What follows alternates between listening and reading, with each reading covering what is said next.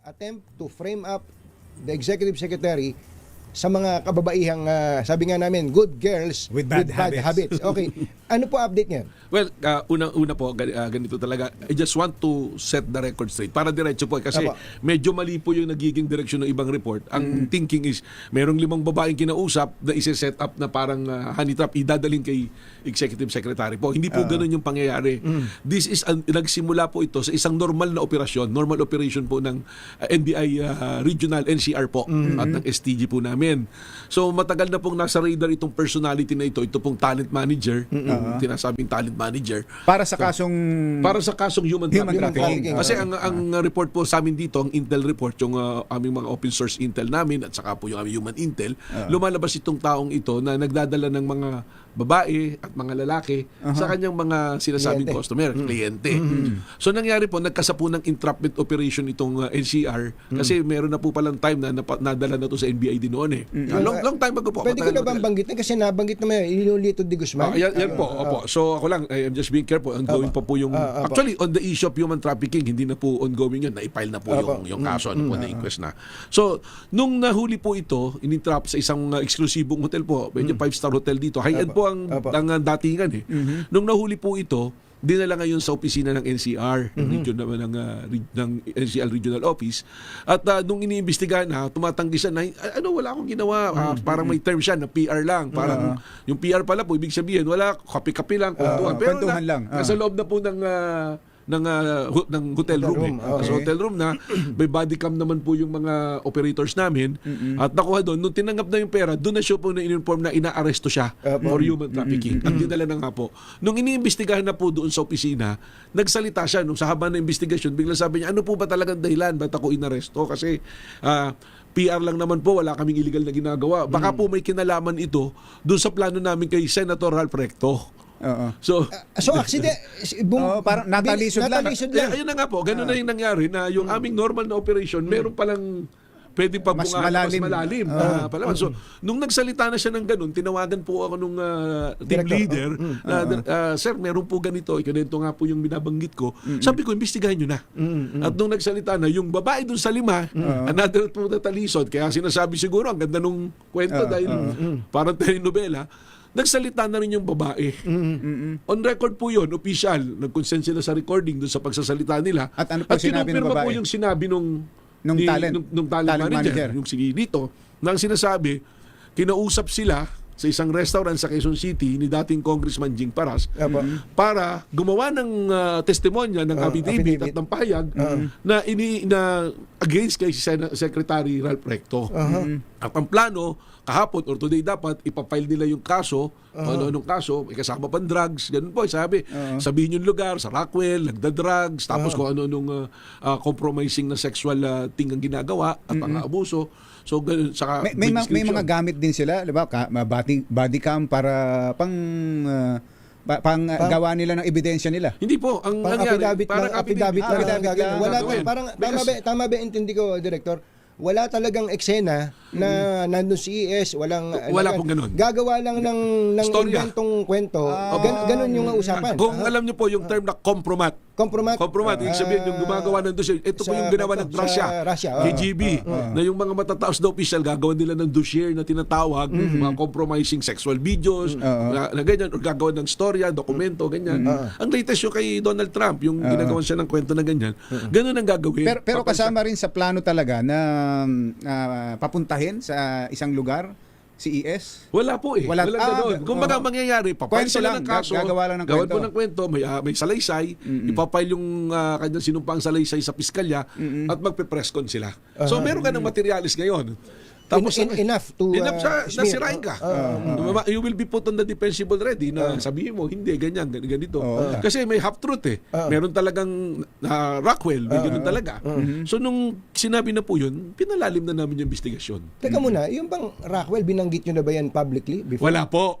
Kasi nagulat ako eh. Kaya wala po. Sige po. Kaya nga yung Rockwell, narinig lang namin dun sa babae na nakuha. Kaya nung tinitingnan ko yung post sa social media, nung isang personalidad din na nabanggit, May 17 pa lang, binabanggit niya na yung Rockwell. At nung pumutok na may nahuli, binanggit bigla yung Rockwell ulit. So sabi ko, teka muna, too much of the coincidence. Kaya lalo pa kami mag-iimbestiga. So sa ganito, liwanagin po natin, ang talagang direktang may testimonya at corroborated na positibong in-identify na siya ay kausap at nandoon at may mga kasama pong abogado. Nakahanda po yung affidavit ay si Congressman Jing Paras. Yun ang nakakaharap ng Yun mga nakaharap po talaga. ng mga babae Ang tsaka nung talent manager. Tama po. Tapos May 26, ito po yung sinabi May 26, tinext si Lito, itong talent manager, na nakita namin, na-retrieve na po namin yung text na screenshot, pinicturean, sinay po, with the consent. Tsaka nag-apply naman tayo ng cyber warrant po dyan. Pero even without, may consent po ng may-ari yung telepono. Nung chinecheck na po ulit yung conversation, binura na-deleted na yung sa portion niya. Ano po?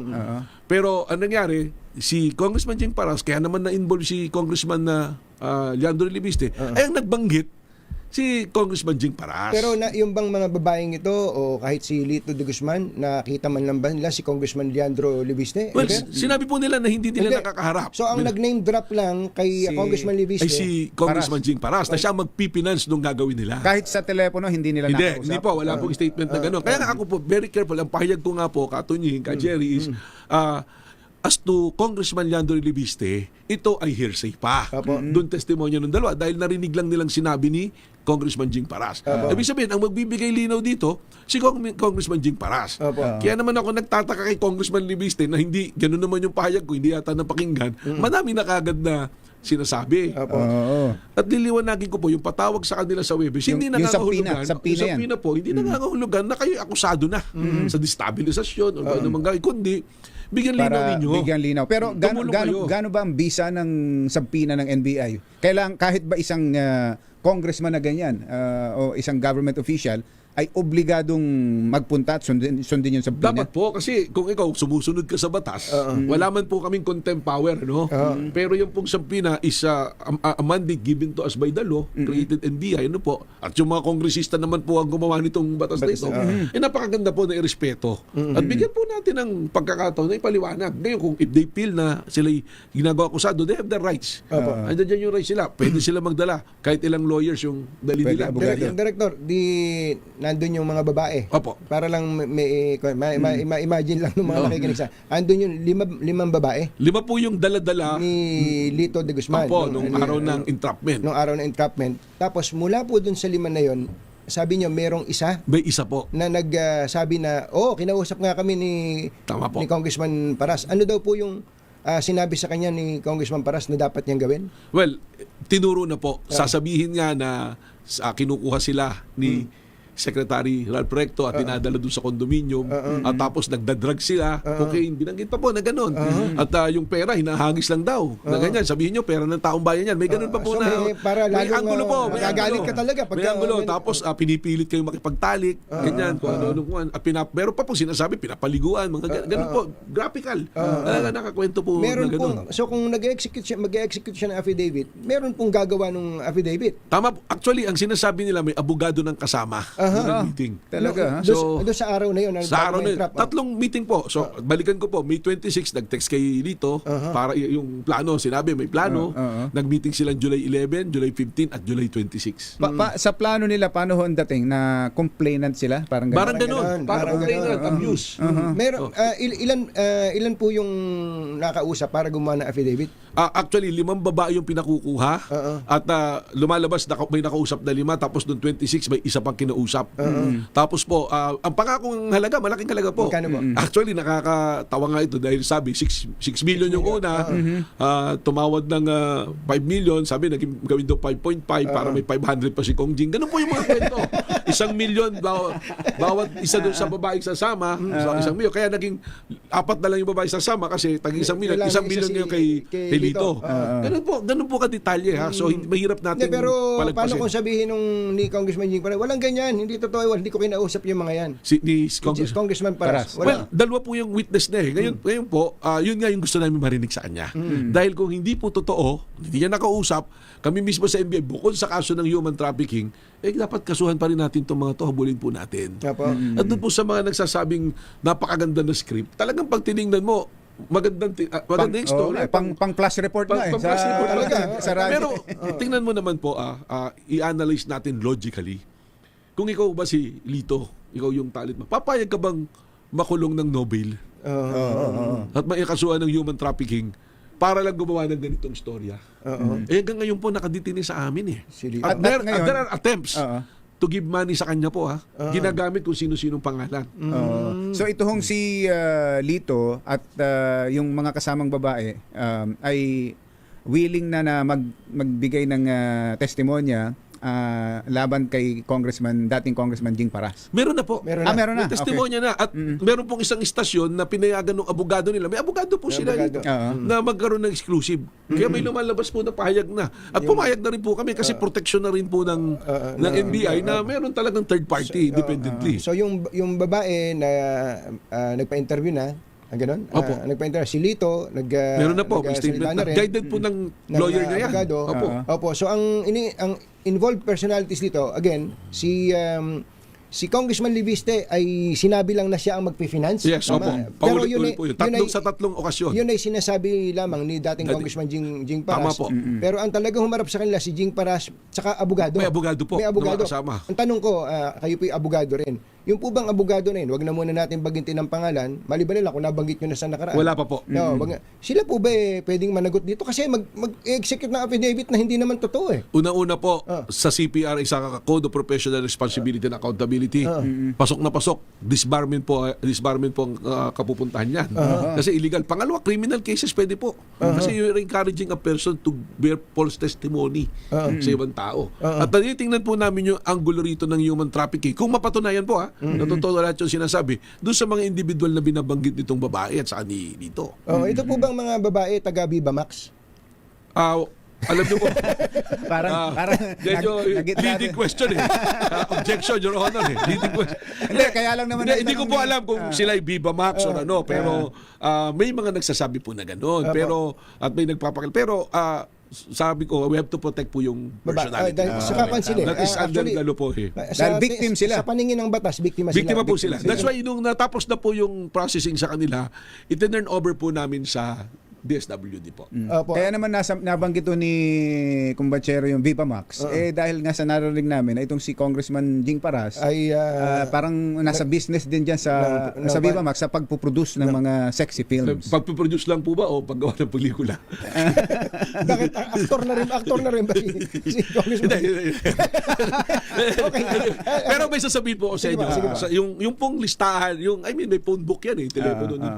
Wala po kayong dalawa ron. Yun lang po. Mabuti na lang. Okay. Director, nakausap niyo si ES Ralph Recto dito. Ano pong sabi niya? Natakot ba siya na siya ay siyempre mabigat na aligasyon po ito. Natakot ba siya na masira ang reputasyon siya po o natakot siya kay Governor Vilma? Baka parehas po. But he was very thankful. Hindi po rin siya makapaniwala na may ganung plano, naabot sa ganung pagpaplano dahil lamang sa pagkakaiba-iba sa politika. Kasi binanggit pa po, according dun sa nagsasalaysay na babae, parang sinasabi kaya magpipinance si Congressman Libiste, may kinalaman sa lokal na politika sa Batangas. May ganun po na mga anggulo. Yun po yung mas maganda na sagutin ni Congressman Jing Paras at ni Congressman Libiste. Kaya sana po pumunta. Anyway, sinasabi naman po ni Congressman Libiste na kami kaibigan. So, definitely, as a practice naman ng NBI, we treat everyone professionally. Kami pa nga po minsan yung medyo nababastos doon. And ang bilin ko lagi sa aming mga ahente na nag-iimbestiga, we exercise maximum tolerance. Kasi the mere fact na NBI na tayo, we are person in authority, may built-in na talaga na parang respeto dapat o paggalang o takot na siguro, pero hindi natin maasahan sa lahat yan. Director, isa lang ba ang cabinet member na target ng ganitong compromat? Yun po KGB yung style. gusto namin palalimin dahil we've been hearing things at may mga naglalabas na nga ng balita at may mga pinapangalanan. May mga pinangalanan nga. So we are checking on that. Kasi nakakatakot po hindi na po ito yung normal na ginagawa na normal bigla So napakahirap. Alam naman po natin, we are heavily polarized, yung banggaan ng politika, ganyan. Tapos syempre, kami nga po, we're all been accused na being weaponized, na may kinakampihan pagka administrasyon, ganito, ganyan. Pero hindi po totoo yun. Ang sa amin, we are always be guided by the evidence and the process and kung ano yung batas. Tama po. Wala naman po akong ginawa so far mula nung ako'y dumating dyan na hindi ko tinugma Nawala sa sa batas, mandate na ninyo. hindi ko sinunod sa mandate po namin. May feelers na ba sila Kong Jing Paras at Kong Leviste? Well, si Kong Jing Paras, he was calling me 2 nights ago, pero hindi ko na muna sinagot. I don't want to, hindi naman po ako yung personal na mag-iimbestiga dyan. So, ayoko pong magkaroon ng parang somehow na issue, no? Kay ano naman, kay Kong Libiste, nakita ko lang yung pinadala sa akin ng mga post niya tungkol sa akin. Ano po? Sagot ko lang naman, talaga namang no one is above the law. Ano po? And kung siya noon, pinayuhan ko, nag-mentor, I will not deny it. Kaibigan po natin yung pamilya niya. Kakilala ko po parehas na magulang niya. Pero sabi niya, minentor ko siya, hindi po ito kasama sa tinuro ko sa kanya kung ginawa niya talaga ito, no? Kung totoo man po. And totoo po yun. I admire him noong time na yun na inaangahan ko siya na he can be a good leader. Siyempre, lalo na yung mga magulang naman niya. Pinanganak siya na maswerte siya. Nandiyan na yung mga magulang niya, itutuloy na lang niya. And in fact, I'm one of those individuals sabi, why don't you try para merong legacy itutuloy sa mga magulang mo? Pero does not give you the authority, kung totoo man, na abusuhin mo yung kapangyarihang ibinibigay sa'yo o yung kayamanan na meron ka, wag natin gamitin sa ako po, kumpara sa mga taong ito, isang direktor lamang na yung mandato ko po nanggagaling lang sa batas at sa pagtatalaga sa atin ng Pangulo. Wala po tayong ipagmamalaki Yung dito. po, Director, yung, kung sakali, sabi nga, kung totoo man, anong kaso ang pwedeng kaharapin ni Congressman Paras at ng iba pa na sangkot dito? Well, meron na po responsibility sa revised penal code dyan if you are encouraging somebody to be a witness, a false witness to a crime na hindi naman ginawa ng tao. So, tapos kung peke na mga perjury po yan. So, sila nagtulong-tulong dyan. Kahit hindi ikaw mismo pumirma dyan, papasok yan sa conspiracy ninyo. And ang isang mabigat pong tinitingnan namin dito, there is an abuse din doon sa mga babae. So, pwede rin pong pumasok ito doon sa human trafficking. Kasi alam po nila na gipit sa pera na nangangailangan sa ganun. So, dinala mo, kinausap mo. You take advantage of that. Yung bang abogado kasama sa, yung binabag nyo si attorney wala pa po ako binagay. Ikaw talaga po ka. ay kasama sa sinagpina na ninyo? Hindi pa po kasi namin na-establish yung identity. Ano po.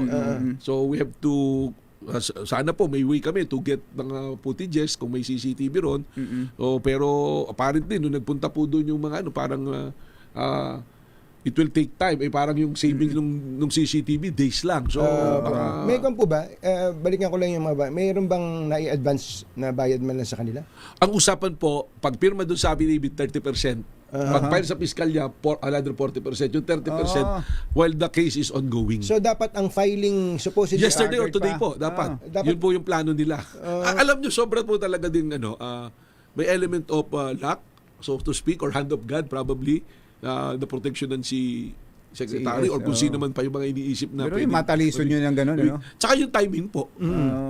Sumakto doon sa timing. May mga binanggit na cabinet members, siguro kasi lumabas naman na sa mga news website, nabanggit po diyan. Actually pati si Ombudsman Boying, John Vic, Secretary Vince Dizon, Secretary Benhar Aralos. Yan po na kasama ba yun sa mga binanggit ng mga wala po, na to? sa totoo wala po pa sila binabanggit na iba except si Secretary Ralph. CES lang. Pero yung tinitingnan namin, yung buong nga pong design na disenyo, baka may ibang grupo. Kung sakali, I mean, we cannot discount that possibility. Kasi kung nabuo itong planong ganito, tapos ang target mo kagad, yung executive secretary, which we all know, is the little president. Remus Inter Pares. Remus Inter Pares is the first among equal. Yun po yung pagka nadali yung medyo, di ba? yes, So pwede rin natin tingnan kung lumisit yung plane na to, pwede nang next na, ano po. Matindi yan.